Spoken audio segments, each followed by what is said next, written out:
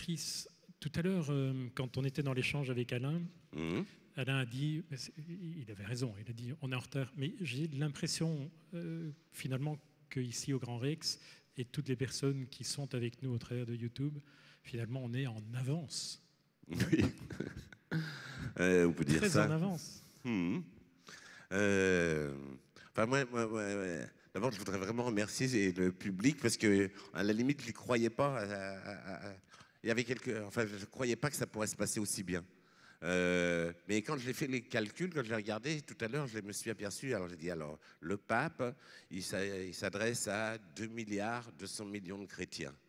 L'islam a fait une déclaration islamique auprès de 1 milliard 600 millions de musulmans. Les hindous, on en a eu beaucoup, ils se sont mobilisés. C'est à peu près 1 milliard la religion hindoue. Le Dalai Lama, 500 millions de bouddhistes.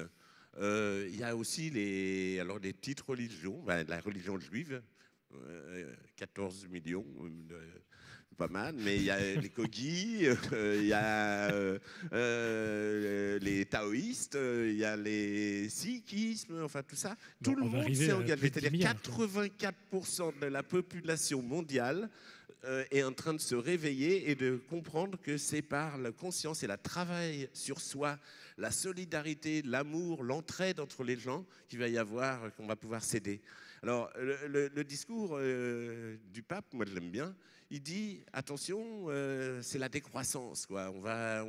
Nous devons rentrer pour que ça s'équilibre dans une période de décroissance, et pour ça, c'est de la solidarité, il faut rentrer dans la solidarité. Moi je trouve que c'est vraiment un message vraiment bien, l'amour, la solidarité, s'entraider, c'est-à-dire je veux bien manger que du riz, mais je veux bien le manger avec toi. Et enfin, mon slogan à moi, c'est que notre volonté soit faite, FETE, et je pense que là, ça va être la fête, quoi. Et c'est le début enfin, je remercie Alain, vraiment, parce que c'était une idée complètement folle, et je l'ai cru parce qu'elle était complètement folle, et c'est quand même, voilà, ça a eu lieu.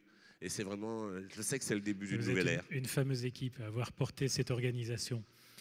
Alors oui, tu as raison, décroissance, mais là, pendant 5 minutes, il faut qu'on parle de croissance, excuse-moi, ouais. Mais il nous manque encore 45 000 € ouais. pour boucler le budget.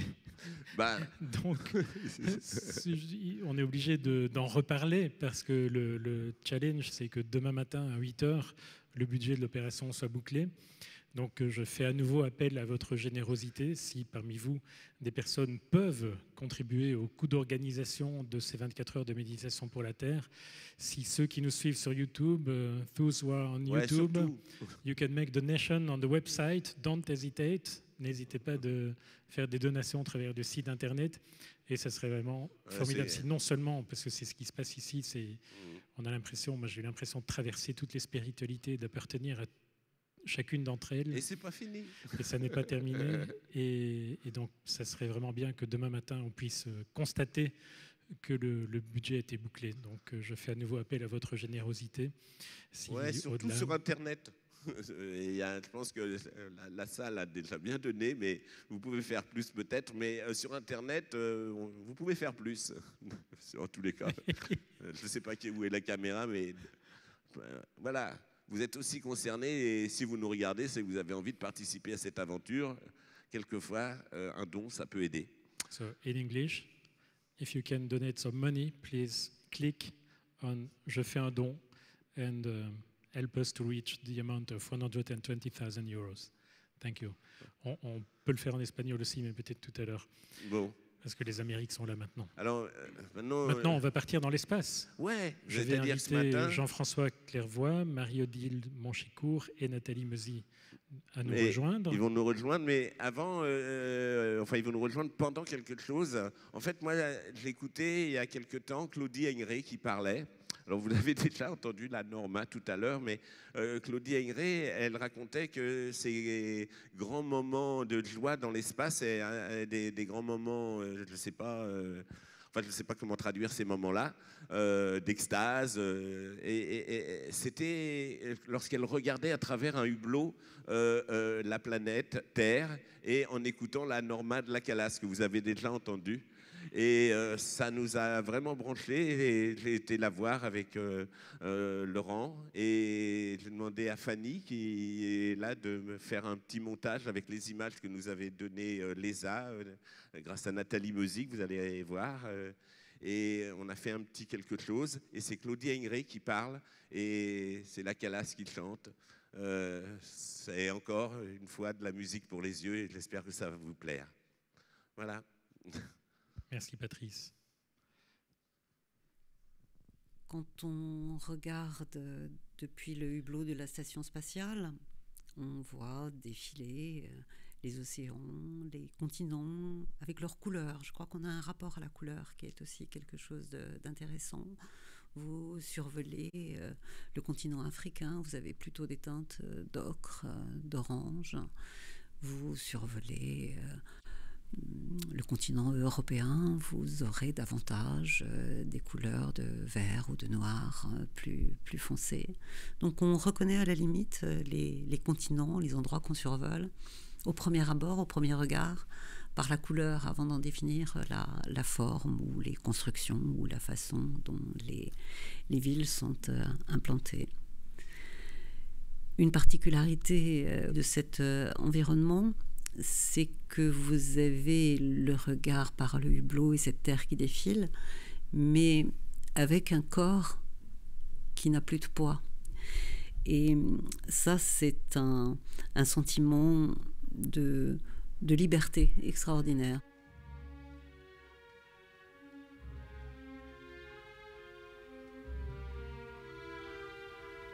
La musique, dans ces conditions-là, c'est quelque chose qui facilite encore plus l'entrée dans cette contemplation.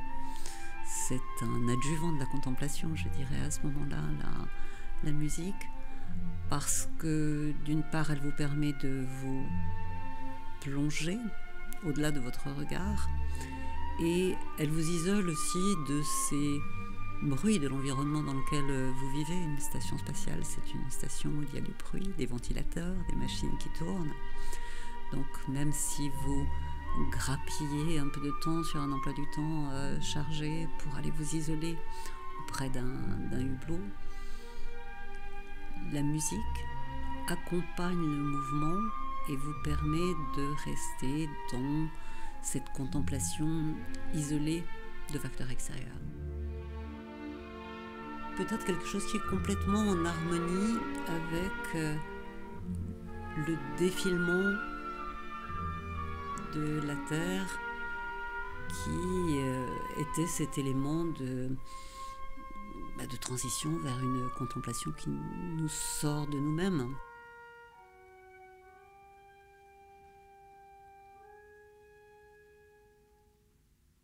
Le rythme, le tempo, la beauté de cette voix, sa pureté, c'est quelque chose à la fois qui nous accompagne et dont on a besoin.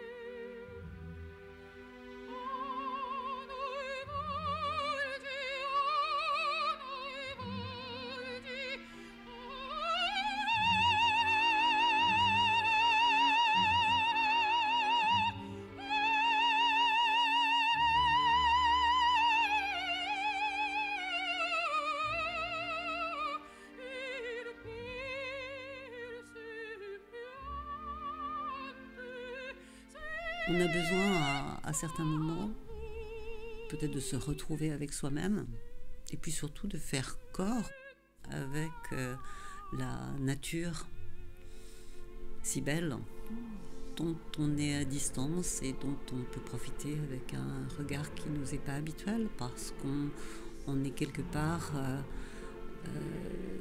dans un horizon infini.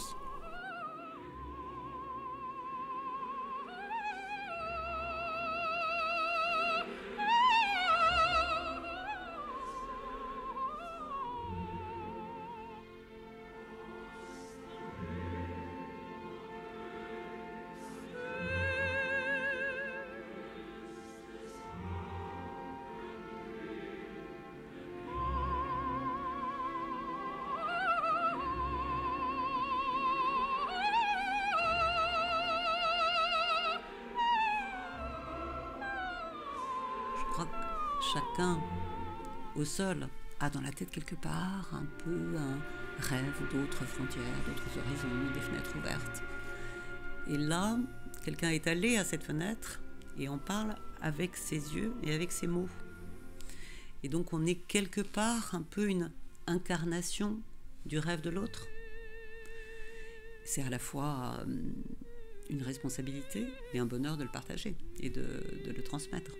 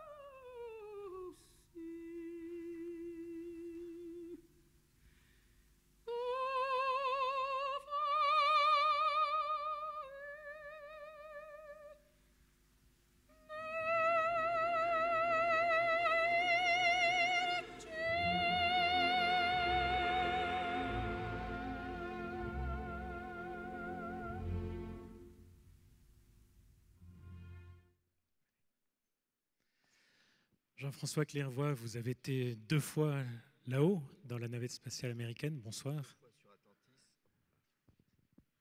Oui, 2 fois sur Atlantis et 1 fois sur Discovery. Et des missions très différentes. Alors, je voudrais dire tout de suite, ce qu'on a vu, c'est des images prises de la Station spatiale internationale, qui est une maison et laboratoire de recherche dans l'espace, opérée par 15 partenaires. Et il y a à bord un collègue de mon 3e vol spatial avec lequel nous avons réparé le télescope spatial Hubble, on verra des images tout à l'heure, qui a envoyé 2 tweets aujourd'hui pour nous, donc qui nous envoie ses vœux pour ces 24 heures de méditation pour la Terre et qui nous rappelle que la Terre est un vaisseau spatial et qu'il faut donc le gérer et le protéger comme nous gérons et nous protégeons notre propre vaisseau spatial. Ça vous a rappelé des souvenirs? Oui, bien sûr, beaucoup de souvenirs, et Claudie le dit très bien. En fait, ça commence l'expérience spatiale par le décollage. Le décollage met en œuvre une puissance colossale et c'est très court. Ça dure 8 minutes et demie. Entre le moment où on allume les moteurs et le moment où on est en orbite pour toujours, jusqu'à ce qu'on fasse quelque chose pour revenir, c'est 8 minutes et demie. Et il y a un sentiment de détachement. On est arraché à la planète parce qu'on se sent poussé vraiment à la verticale vers le noir du cosmos. C'est la première sensation visuelle très bizarre. Le ciel est noir d'encre, vide de tout, au bout de quelques minutes, en plein jour. On a l'habitude, quand on est sur Terre et qu'il fait jour, de voir, on voit quelque chose, on voit du bleu ou du blanc ou du gris si les nuages ne sont pas très sympas. Donc inconsciemment, il y a comme une coquille qui nous protège. On a cette sensation, je l'ai plus ressentie après avoir vécu mes vols spatiaux. Dans l'espace, une fois qu'on est sorti de cette coquille protectrice de la vie, qui est l'atmosphère, il n'y a que notre vaisseau. Et notre vaisseau, heureusement, on le connaît par cœur. C'est-à-dire qu'on s'entraîne à connaître par cœur le fonctionnement des 1000 interrupteurs qu'il y a dans le cockpit de la navette spatiale. Et comme on sait qu'on est limité, on fait vraiment attention à ne pas consommer plus d'oxygène, d'électricité, d'eau que ce qu'on a pour la mission. On n'a pas envie d'en manquer avant la fin. C'est-à-dire que la vie à bord de la navette, c'est une vie de sobriété? Alors, on n'a pas l'impression de vivre en sobriété. On dort bien, on mange bien, on s'occupe bien. On a un peu de temps de libre, qu'on va voir tout à l'heure, parce que quand on se filme, c'est qu'on a du temps de libre. Donc, ce qu'on filme, c'est de l'activité de temps libre. Mais il ne faut pas croire que les astronautes ne font que d'avoir du temps libre. Mais donc, c'est pour vous prévenir sur les images qu'on va voir tout à l'heure. Mais on n'a pas l'impression de manquer quoi que ce soit. Parce qu'en fait, notre esprit est occupé soit à travailler, soit en prenant sur les heures de sommeil. Dans le cas de mes vols, sur les vols courts, on travaille 14 à 16 heures par jour. Donc, si on veut profiter de la vue de la Terre, qui est la passion préférée de tous les astronautes, on prend en général sur le sommeil. Mon fantasme d'astronaute, c'est de faire comme mes collègues russes qui ont cumulé plusieurs fois 6 mois dans l'espace, de connaître la planète par cœur. Parce qu'ils sont passés au moins une fois ou 2 ou 3 au-dessus de chaque point de la planète sans nuages. Et bien sûr, ils ont survolé, j'ai dû faire environ 30 fois 16, j'ai dû faire 450 orbites de la Terre. Donc j'ai survolé, j'ai fait 450 tours du monde en l'équivalent d'1 mois à peu près. Donc j'ai survolé tous les coins de la Terre. Mais il y a des coins que j'ai jamais vus, dont j'ai jamais vu le sol parce qu'il y avait toujours des nuages. Mais il y a des Russes, vous leur montrez une photo de n'importe quel endroit sur Terre, un estuaire, une ville, une île, ils vous disent où ça se trouve et comment ça s'appelle. C'est mon fantasme d'astronaute et de beaucoup de mes collègues, de connaître notre propre planète par cœur visuellement. Alors quand on revient sur Terre, après avoir vécu des missions courtes ou longues, est-ce qu'on dit que le regard change en tant qu'humain, on n'est plus le même quand on revient sur Terre? Bien, vous savez, pour venir juste, quand vous vous élevez, vous voyez... imaginez mentalement, vous vous élevez, vous voyez votre maison, vous l'élevez un peu plus, vous voyez votre ville, vous les élevez un peu plus, vous voyez votre région, votre pays, et puis à un moment donné où vous commencez à voir des paysages qui ne sont pas habituels pour votre environnement du quotidien. Vous commencez à voir à la fois l'Himalaya, des déserts, des forêts, et puis à un moment donné, on voit la planète qui est finie. Et quand on a beau voir des photos, quand on voit de ses propres yeux notre propre planète qui est finie, on ne peut pas s'empêcher de la comparer à notre propre vaisseau spatial. C'est un vaisseau spatial, et quand on revient sur Terre, la seule idée qu'on a en tête, c'est que nous sommes tous membres d'équipage sur Terre de ce vaisseau spatial. Dans l'espace, on a une sensation très aiguë de former un tout harmonieux entre nous. Nous sommes frères et sœurs à vie après un vol spatial, et le collègue fait partie de moi, je fais partie de lui. L'équipage forme un tout. Et ce tout est compétent pour gérer la mission, pour se rendre service mutuellement, parce que ça arrive qu'on ait besoin de se rendre service mutuellement. Dès qu'il y a trop de panne, je parle dans le simulateur, heureusement ça n'arrive pas dans l'espace, mais pour nous entraîner, les instructeurs qui sont un peu vicieux, qui n'ont pas le droit de nous donner de scénario sans solution, nous donne parfois le feu à bord, la fuite de carburant, la fuite d'air, le court-circuit, le manche de pilotage qui ne répond plus. Et il faut trouver la solution. Et là, il faut que toute notre intelligence collective se mettent en place. Et quand on revient sur Terre, on voit tous les humains comme des membres d'équipage, parce qu'on s'est fait à l'idée que la Terre est un vaisseau spatial. Oui, parce que quand vous dites que vous revenez frères et sœurs pour la vie, c'est les mots que vous avez utilisés. Finalement, ce que vous décrivez là dans ce que est un équipage, c'est un rêve pour l'humanité, ça. Oui, alors c'est d'autant plus fort que si on ne fait pas ce qu'il faut pour voir les étoiles, on ne les voit pas. L'œil est trop fermé parce qu'il est adapté à la lumière qu'il y a dans notre cockpit et dans notre cabine pour travailler, pour lire les checklists, etc. Et donc on voit la Terre, qui est immense parce qu'on est assez proche, le Soleil, parfois la Lune si elle est dans le champ de vue, et il n'y a rien d'autre. Il n'y a vraiment rien d'autre. On a l'impression que c'est une boule qui dérive dans le vide noir d'encre de tout du cosmos. Et c'est ce qui nous ramène à la Terre. Au début, on se sent détaché, et puis on sent que notre vie normale, c'est sur cette très très belle planète qui est sous les yeux et qui nous fait même pleurer d'émotion. Hein. On nous avait prévenu, lorsqu'on a une nouvelle promotion d'astronautes qui arrive, les anciens nous prennent à part et nous disent, bon, vous savez, vous êtes pour beaucoup des durs à cuire, vous avez commandé des missions difficiles en avion de chasse, etc. Vous faites des recherches confinées en laboratoire sous terre ou en Antarctique, mais ne vous soyez pas surpris à vous sentir redevenir un enfant émerveillé, à sentir des larmes qui mouillent vos yeux devant la beauté inouïe de la planète. Et c'est beau parce qu'on la voit qui vit en tant qu'être géologique, quand on voit les volcans, en tant qu'être climatique par les ouragans, qui d'ailleurs forcent le respect parce que ça donne une impression de puissance qui nous rend tout petits. Mais aussi beau parce qu'on voit alterner les forêts de différentes couleurs, les éclosions de phytoplancton dans les océans qui donnent des variétés de couleurs turquoises, mais hallucinantes de beauté.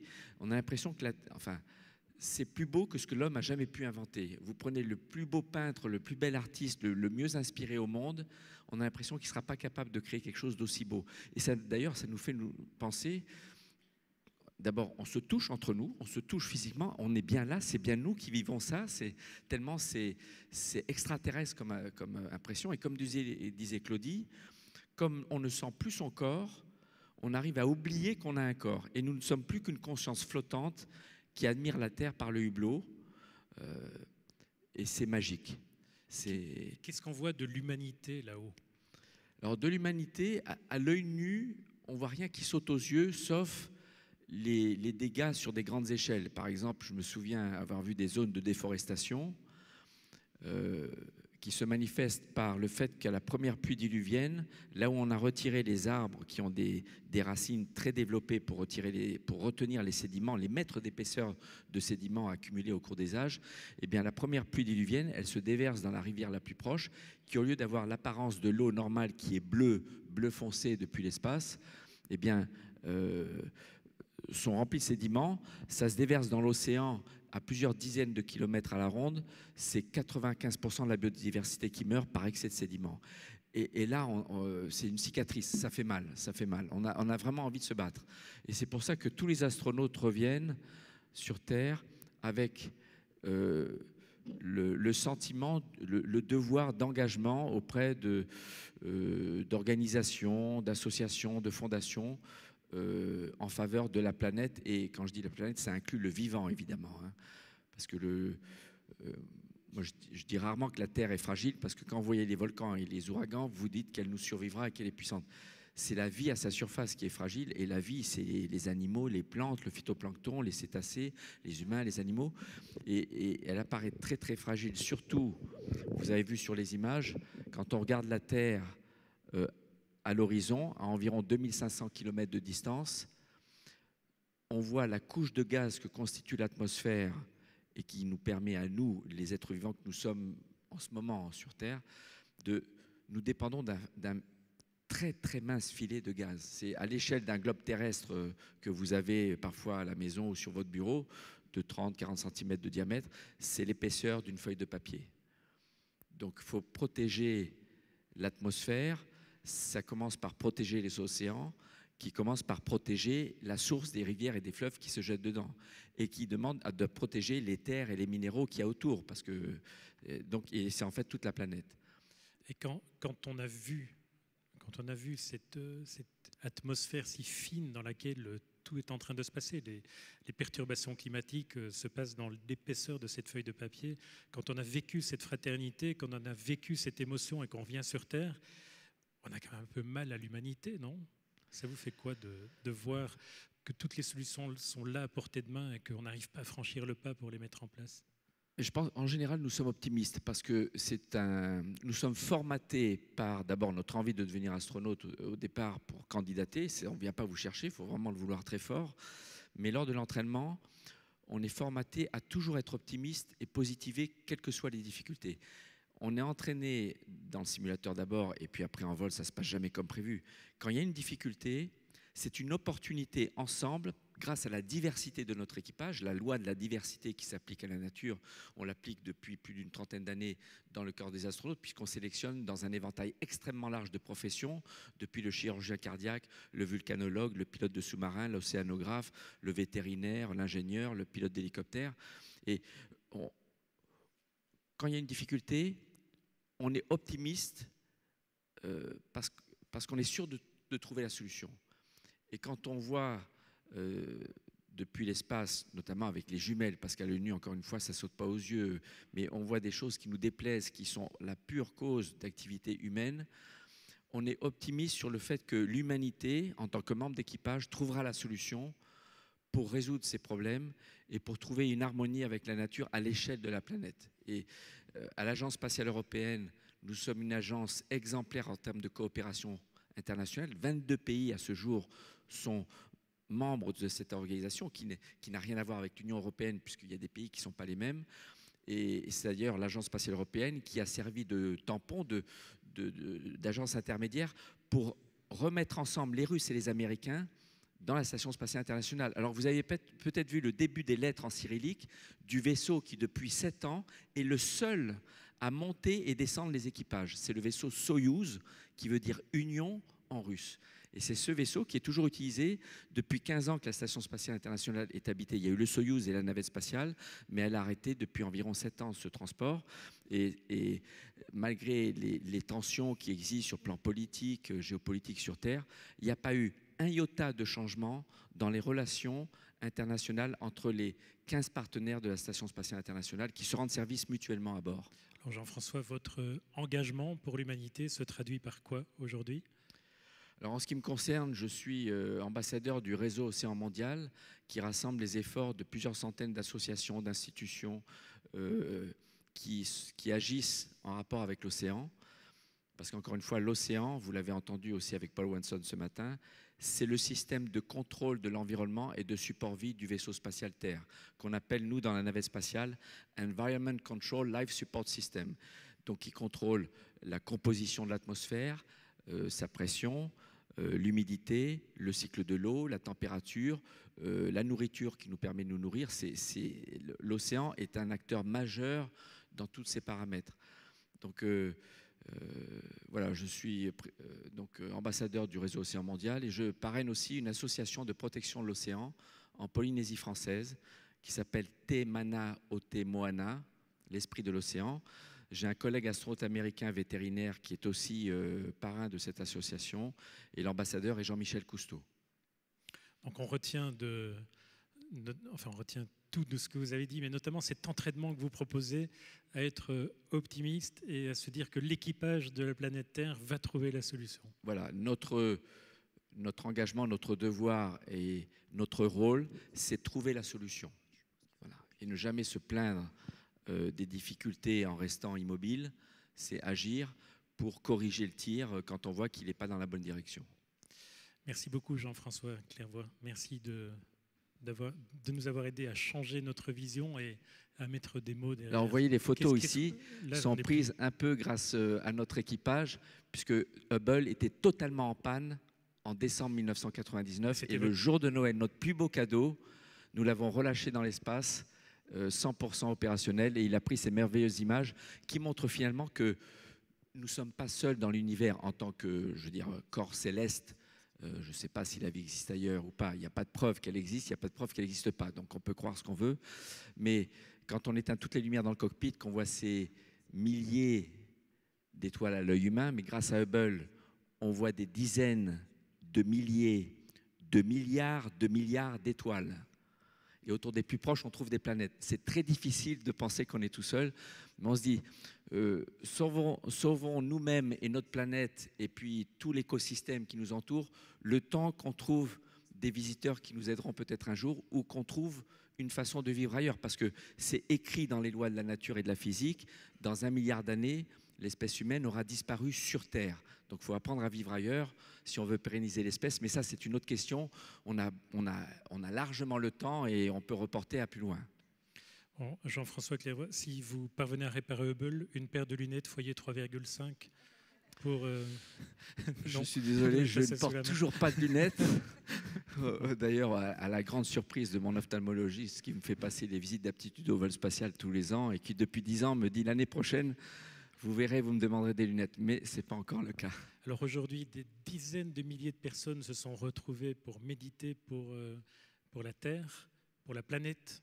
Pour vous, quel sens ça a ? C'est un sens très fort parce que ça rapproche tous ces participants au rôle des astronautes, c'est-à-dire mentalement, spirituellement, virtuellement dans sa tête, s'élever et voir la Terre comme un tout dans lequel nous avons tous le même rôle à jouer et nous devons partager les tâches, partager les ressources et ne pas en consommer plus chaque jour que ce que la nature, y compris le soleil, nous donne chaque jour. Merci Jean-François Clairvoy. Nathalie Meuzy, vous travaillez à l'Agence spatiale européenne également et vous faites partie de ces personnes qui travaillent dans l'espace sur Terre. Vous êtes en charge du développement durable et racontez-nous un peu comment, depuis la Terre, on peut aussi agir dans l'espace. Écoutez, ce que je peux vous dire, c'est que quand on travaille dans l'espace comme Jean-François ou pour l'espace comme c'est mon cas, eh bien, on travaille surtout pour la Terre. En fait, on l'observe, on tente de la comprendre, mais surtout, on l'aime encore plus. Ce qui me frappe, moi qui ne suis ni astronaute, ni scientifique, comme nous tous, ou presque, c'est la force et le pouvoir de cette image de la planète Terre. Pour nous, le commun des mortels. Et je crois qu'on peut être vraiment reconnaissant vis-à-vis de ceux qui ont rapporté ces images dans le passé ou même encore dans le présent, puisque Scott Kelly nous en a envoyé encore aujourd'hui, et qu'ils partagent ça avec nous. On sait que ce sont les premières images prises depuis l'espace qui ont éveillé la conscience écologique. Avec ces images, on a comme l'impression d'embrasser la Terre. On a soudain plus de compassion pour la Terre, pour ses habitants, pour ce qu'on appelle le vivant. On est tous à bord de cette maison commune, de cette embarcation, en quelque sorte. Et on se rend compte que si on détruit l'atmosphère qui nous permet de vivre vraiment, eh bien, la Terre continuera sans doute d'exister, comme Jean-François l'a dit il y a quelques instants, mais pas les espèces vivantes. On se sent responsable de la Terre, tout comme le Petit Prince était responsable de sa rose. Souvenez-vous, on est responsable de ce que l'on a apprivoisé. Cette notion de responsabilité nous ramène à la condition de citoyen, à notre obligation de faire chacun des petits pas, ou même des grands pas pour l'humanité, n'est-ce pas ? Et puis peut-être qu'il faudrait qu'on s'inspire de la façon dont on vit dans l'espace, par exemple à bord de la Station spatiale internationale. On n'utilise pas plus de ressources que celles qui sont vraiment disponibles. Et en plus, on les recycle. L'eau, l'air, la nourriture, tout est compté et apprécié à sa juste valeur. c'est un mode de vie plus sobre, mais pas forcément plus triste. Jean-François nous a dit qu'il n'était pas triste du tout. Oui, effectivement. Donc, du moment qu'on se sent bien, qu'on a du plaisir à manger, parce que maintenant, il y a une variété de plats et de boissons qui font que les astronautes ne se plaignent plus comme il y a 30 ou 40 ans. Et on a à tout moment le pouvoir de se mettre à un hublot et d'être rempli d'émotions positives et émerveillantes comme regarder la Terre. Donc, on a à notre disposition, je dirais pas la distraction, mais l'émerveillement artistique de la création.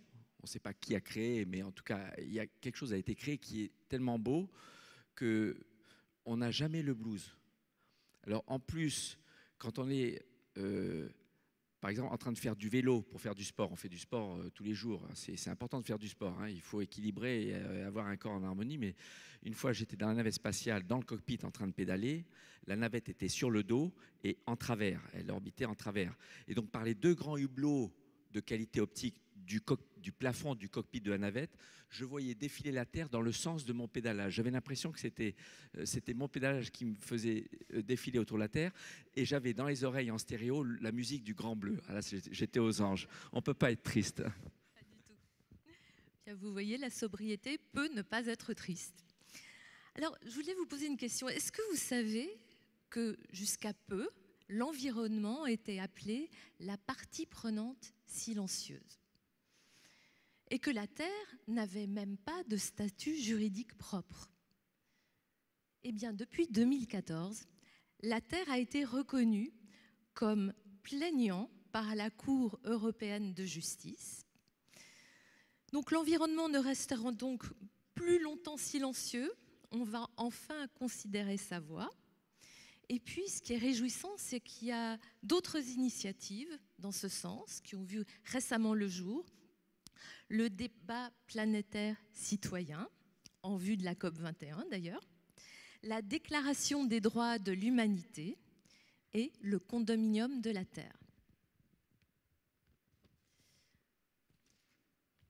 Enfin, Marie-Odile nous en parlera mieux que moi, mais je crois que nous ne connaissons que 5% de l'univers, et nous faisons partie, sur cette planète, de ces 5%. Alors, même si on est une toute petite boule bleue, un tout petit point bleu, je crois que ça vaut la peine de se mobiliser et de se battre. Merci Nathalie. Marie-Odile Monchicourt, vous êtes journaliste, vous êtes grand témoin ici. Dans un échange. Merci d'être là. J'avais un échange avec Patrice Van Hersel. On parlait du fœtus. Et il me disait, mais le fœtus, dans les 9 mois, ce qui paraît 9 mois pour nous, vit en fait 600 millions d'années et retraverse 600 millions d'années. Et vous avez choisi ce soir de nous rappeler que nous sommes tous âgés d'au moins 14 milliards d'années. C'est bien ça? Ah oui. 13 milliards 800 millions d'années, il s'est passé un événement extraordinaire, est né du vide, la matière qui ensuite donnera naissance à notre univers, à des galaxies, à des étoiles. Et cette histoire qui dure depuis 13 milliards 800 millions d'années continue, et la Terre est apparue dans cette histoire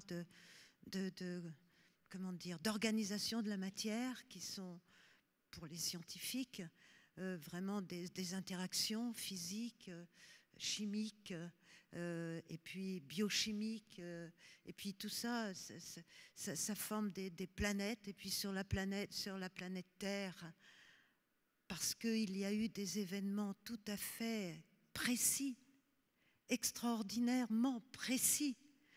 La vie a pu voir le jour, l'atmosphère s'est créée, une atmosphère qui a pu justement recevoir la vie. C'est une multitude de hasards qui fait qu'on se dit, mais comment la conscience est apparue dans tout ça, quoi. C'est une histoire extraordinaire que nous racontent les scientifiques. Et quand j'entendais Jean-François tout à l'heure parler de ces émotions vues de l'espace, c'est vrai que le premier homme dans l'espace, ça a été un événement extraordinaire aussi pour nous, puisque c'était la première fois qu'on se rendait compte que la planète était cette petite boule fragile, avec cette petite couche atmosphérique tellement fragile, et on est en train de l'attaquer, et on prend conscience de tout ça aujourd'hui. Mais tout ça, c'est dans une histoire parallèle avec les connaissances scientifiques. C'est-à-dire que c'est quand le premier homme dans l'espace, Gagarine? Yuri Gagarin, le 12 avril 1961. Et ses premiers mots, je me sens bien, et qu'est-ce que c'est merveilleux ce que je vois par le hublot. Bah ouais.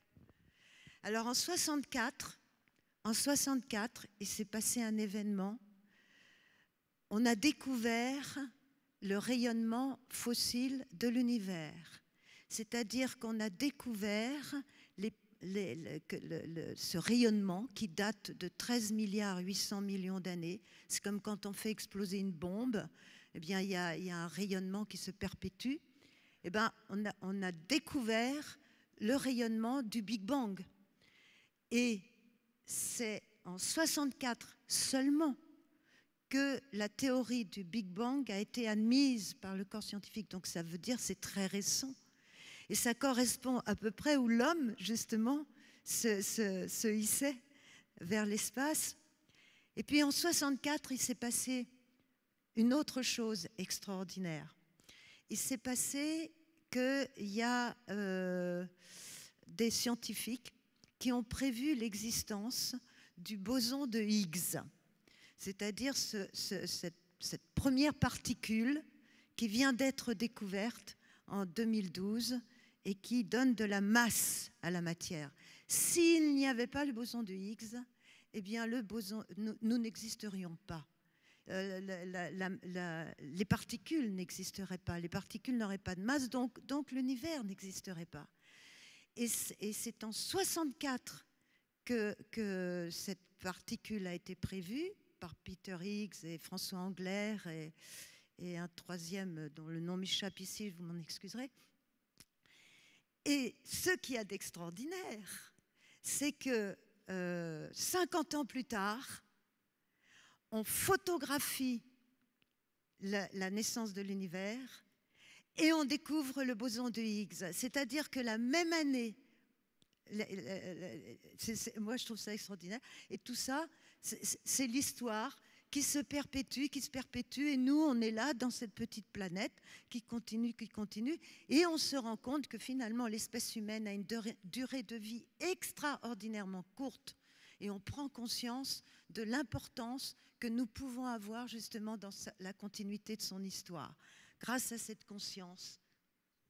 Donc c'est le défi auquel nous faisons face, et on peut souhaiter que ce changement de regard que vous avez porté avec nous et que sur l'espace et sur le temps devrait nous amener aux bonnes décisions par rapport à la survie de au développement de l'humanité. Oui, on prendra les bonnes décisions, c'est sûr. Merci mille fois de nous avoir fait voyager dans le temps et dans l'espace. C'était un moment quelque part hors du temps. Comment est-ce que vous avez vécu, vous, ce partage avec les personnes qui sont ici dans le Grand Rex? Quand vous êtes arrivé, qu'est-ce que vous avez ressenti? C'est un peu bizarre. Qu'est-ce qui est bizarre pour vous? Ma première impression est un petit peu bizarre parce que moi, je vous raconte une histoire dont je suis imbibée, qui est une histoire scientifique. Et les sciences, il n'y a pas de croyance dans les sciences, il n'y a pas de Dieu. On ne parle pas de Dieu, un scientifique. Il peut croire en Dieu, ça n'empêche pas, mais ça ne fait pas partie de la pensée scientifique. Et moi, ma vie spirituelle ne regarde personne, et j'en ai une, hein, je suis pas. Mais quand même, pour moi, c'est étrange de voir toutes ces religions qui se réunissent. Cette spiritualité, voilà, pour moi c'est étrange, mais c'est intéressant. Un décalage. Espérons que pour moi, c'est rassurant. Nathalie, vous étiez là dès ce matin. Oui, dès ce matin. Moi, j'ai trouvé ça, il y a vraiment une conscience palpable Il se passe vraiment quelque chose, il y a une belle unité. Jean-François, on sent une envie collective. On sent un équipage qui se forme et qui dépasse les frontières et les cultures. Eh bien, on peut saluer l'équipage ici et l'équipage qui nous suit sur YouTube. Très bonne soirée à l'équipage, bonne traversée jusqu'à demain matin. Merci Jean-François, merci Marie-Odile, merci Nathalie.